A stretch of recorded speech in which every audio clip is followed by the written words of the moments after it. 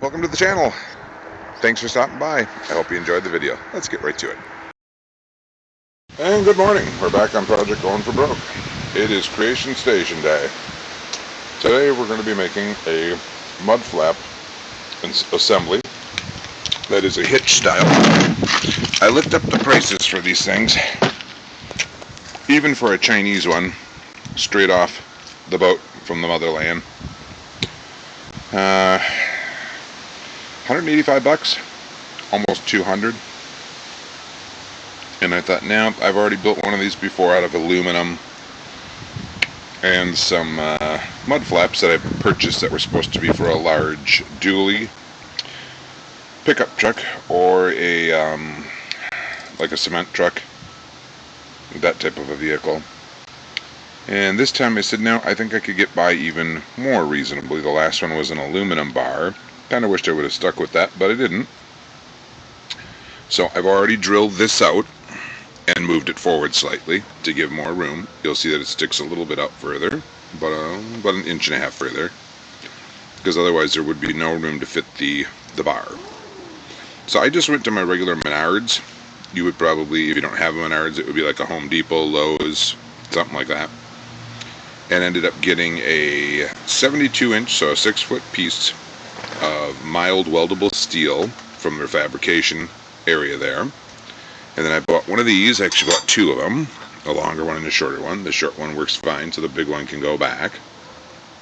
And that just fits right over this. And then I found the center point of 72 inches, then marked off using this as my guide, and drilled 2 pilot holes, and then used a step bit to size it up. And then that just bolts right in. Now I'm going to take you along with the rest of the project, and we're going to work on getting the mud flaps. But I didn't go with mud flaps this time. I'll show you what I went with. Just hold on a second. Here's the steel I went with.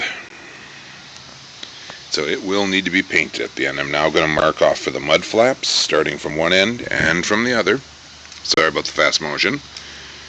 And then I'm going to go ahead and fit those in. But I'm also going to be putting some LED lights on here. That'll be pretty cool, actually. They're very streamlined, thin. They're actually rock lights. And emergency strobing for emergency vehicle lights. I got them on Amazon. I'll show you in a little while. But first I have to show you the others. This is what I got. I looked up on Menards website. They are rubber, easy to install ground smart. These things are pretty much, as far as I've seen, indestructible.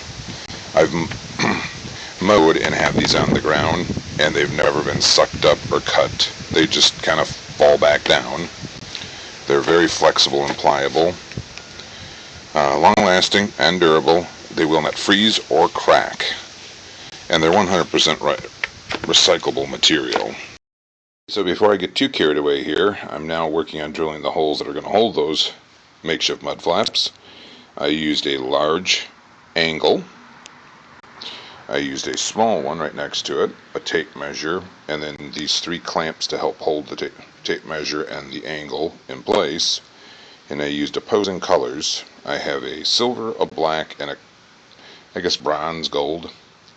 And this is what it was done. As you can see, I hope you can see there's a straight line down the center. And then at each and every one of those points, I've made a center punch mark. And I went 1, 3, 6, 9, etc., all the way down.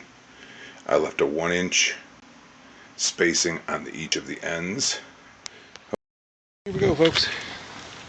You just simply draw your trace line. I think this last one's off by about a 1/16 of an inch, but not a biggie, because these just hold the mud flaps. In fact, I can guarantee it's off slightly.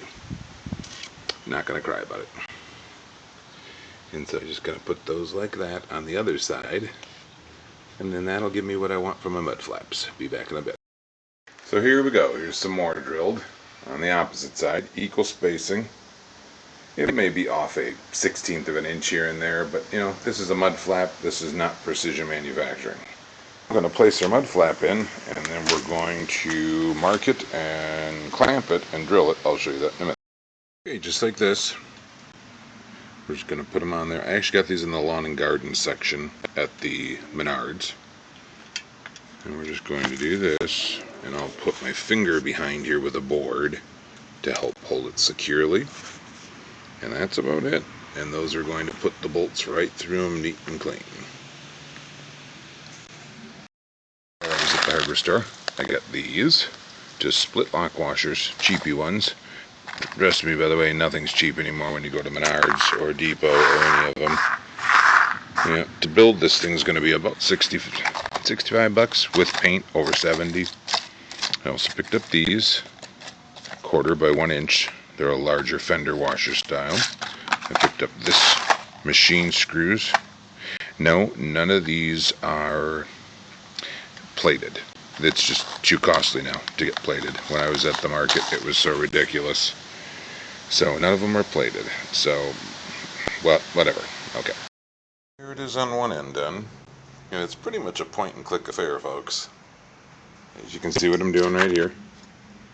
I'm just going along one at a time, lining it up as best as I can using the clamps, and then I pre-drilled all the holes, of course, using a starter bit and then using a step bit. So there is a tiny bit of maneuvering. Okay, here you go. Yeah, this is my first attempt, and I put it on the opposite side and drilled them very tight. I'm not throwing away perfectly good deals because of, 6 little holes on each one. The next ones over do not have the holes. I suppose I could quick measure them off and drill them just to make it look uniform. But I'm going to leave it just like it is. I'm not going to mess around with it. It's actually very nice. I like how the washers go from the front. They look really decent. And I don't want to cut any extra inches off, nor am I buying new ones again, because that would just be freaking silly. But I think I am going to put more holes along the next one. Sorry for the movement of the camera. And try to match it so everything looks very uniform. So I wanted to bring you up to date on this trailing guard that I'm building for GFB, going for broke. This is my final outcome of it. I went ahead and repainted the drawbar also with the 1 7/8 ball on it. So these are going to be right here where I'm pointing. Those are actually a green and amber for emergency strobing lights when I'm out using this for snow removal, because that's what this truck's going to be. It's going to be utilized in the snow removal business. And so everything has been gone through thoroughly. I'm not going to move it right now because I just finished touching up some of the paint. Everything has to be covered with paint, otherwise it will rust immediately. So there's quick disconnects, one there, and these lights can be chopped and removed if necessary. And then there's this harness that was built. This is a second revision. The first revision sucked so bad I junked it all and then made this. So this will plug right into the Hitch wiring, which I've already done a video on. And there'll be a Y adapter between it, which is right here. There's going to be a Y adapter like this. Bought this on Amazon. Just a basic no frills Chinesium one, but it fits like a glove. And so that'll allow me to run a trailer and to run this unit. And I would show you the back, but like I said, it's just painted, so I will have to do a video later of that. As you can see all the paint lines. I also used a DOT applicable tape. I got some smudges on it while I was working on it, but that's okay. I used green, the yellow and black, and the red and white. The piece you see underneath that is not metal, that is actually a corrugated foam that has a plastic coating on it. I put that on both sides of that and then used large washers. The actual material you see here is really, it's a recycled rubber product that is sold at, of all places, Menards, and it is in the agricultural landscaping gardening area. These would actually be like the fake cement brick tiles. So they're about a 1/2 inch thick approximately. They're completely beveled all the way around. The backside is flat, so that made for really good installation. I was going to try tucking them on the inside. That didn't work. that did not work. So here's the bar on the top. There's holes placed here and there where necessary for zip ties.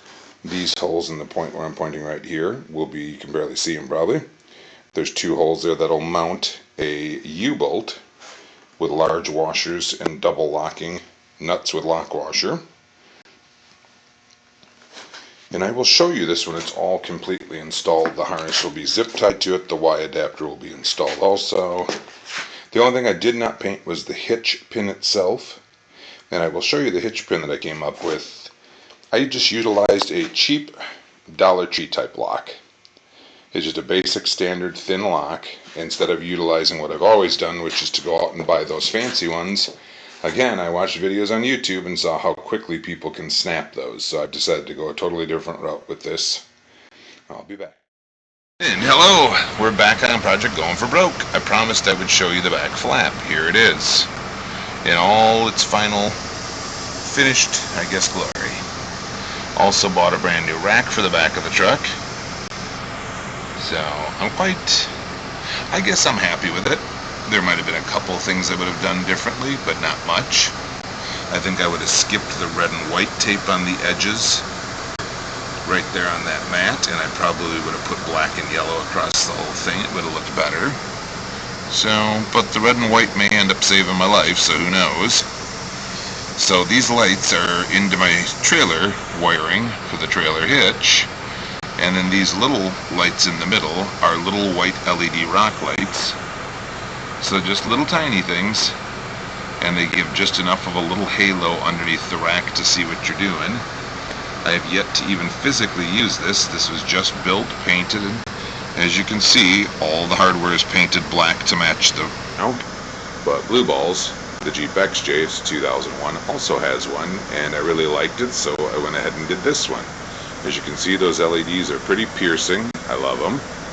And you can see I put the yellow and black tape on the rack here all the way up so people could see it, and yellow and black there, and then reflectors come with it.